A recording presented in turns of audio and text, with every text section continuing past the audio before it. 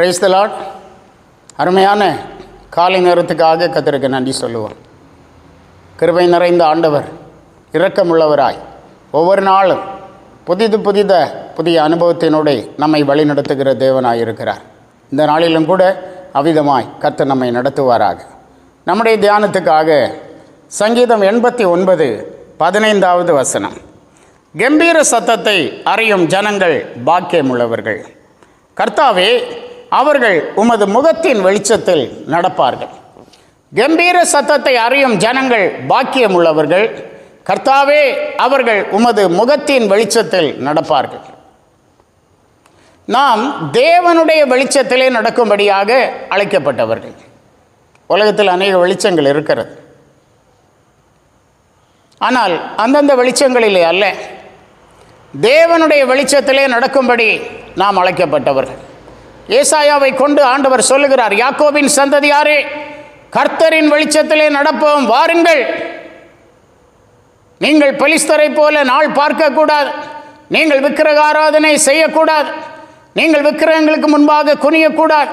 நீங்கள் தேவனுடைய பிள்ளைகள். நீங்கள் தேவனுடைய வெளிச்சத்திலே நடக்க வேண்டியவர்கள்.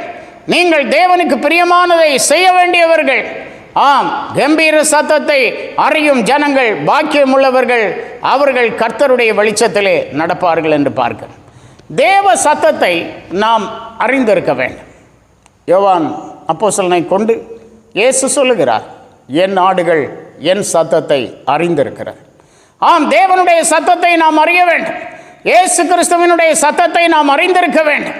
ஆம், அந்த சத்தத்தின்படி நடப்பதற்கு நாம் நம்மை அர்ப்பணிக்கிறவர்களாக நாம் காணப்பட வேண்டும். கேட்கிற காது நமக்கு தேவை. தேவனுடைய சத்தத்தை கேட்கிற காது தேவ பிள்ளைகளாகிய நமக்கு தேவை என்று பார்க்கிறோம்.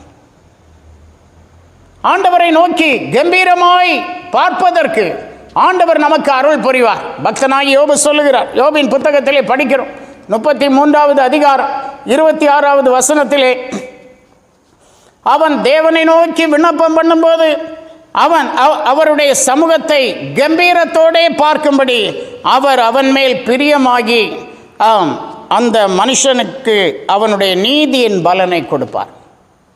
தேவன் மனுஷன் மேல் பிரியமாகி அவனுக்கு நீதியின் பலனை கொடுப்பார். அவன் தேவனை நோக்கி விண்ணப்பம் பண்ணும்போது கம்பீரத்தோடே அவரை பார்ப்பான். ஏனென்றால் அவர் அவன் மேல் பிரியமாயிருக்கிறார். அவர் அவன் மேல் பிரியமாயிருக்கிறார். இந்த காலை நேரத்தில் நாமும் கூட சற்று யோசனை பண்ண வேண்டும். என் வாழ்க்கையிலே தேவன் பிரியப்படுகிறாரா? நான் செய்கிற காரியங்களிலே தேவன் பிரியப்படுகிறாரா? என் தொழிலிலே தேவன் பிரியப்படுகிறாரா? என் குடும்பத்திலே, என் குடும்ப வாழ்க்கையிலே தேவன் பிரியப்படுகிறாரா?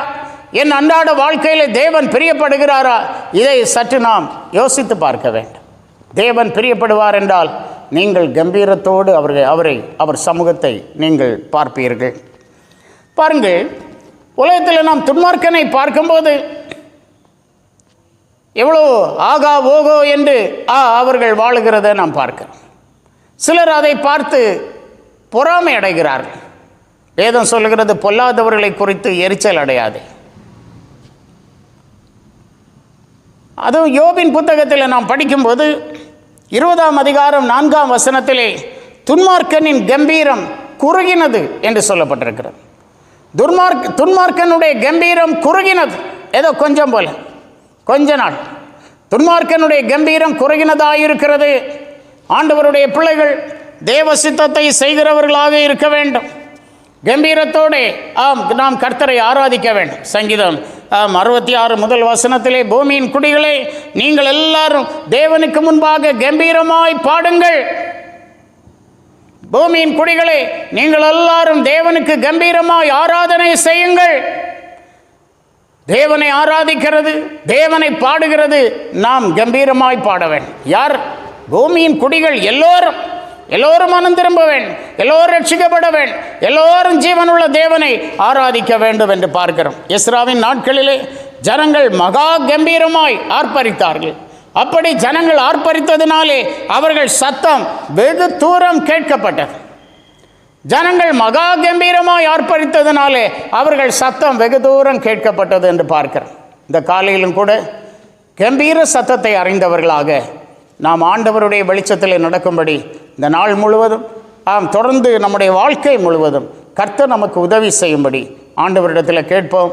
கர்த்தர் நிச்சயமாக நம்மை நடத்துவார். கர்த்தர் ஆசீர்வதிப்பார். ஜெபம் செய்வோம். எங்களுக்கு போதித்து எங்களை வழிநடத்தி வருகிற எங்கள் நல்ல ஆண்டவரே, உம்மை நாங்கள் துதிக்கிறோம். ஆசீர்வாதமான இந்த நல்ல வேளைக்காக, காலை நேரத்துக்காக நன்றி சொல்லுகிறோம். இந்த நாள் முழுவதும் ஆண்டவரே, உம்முடைய பிள்ளைகளை கர்த்தாவே நீர் உம்முடைய வெளிச்சத்திலே நடத்தும்படியா ஜெபிக்கிறோம். இவர்கள் உம்முடைய சத்தத்தை அறியட்டும் ஆண்டவரே. ஆமாண்டவரே, ஸ்தோத்திரம். இவர்கள் கம்பீரத்தோடு உம்மை நோக்கி பார்க்க ஆண்டவர் கிருபை செய். இவர்கள் மேல் பிரியமாயிரும். இவர்களை ஆசீர்வதியும். இவர்களை பலப்படுத்தும். இயேசுவின் மூலம் கேட்கிறோம் பிதாவே. ஆமேன். ஆமேன். God bless you.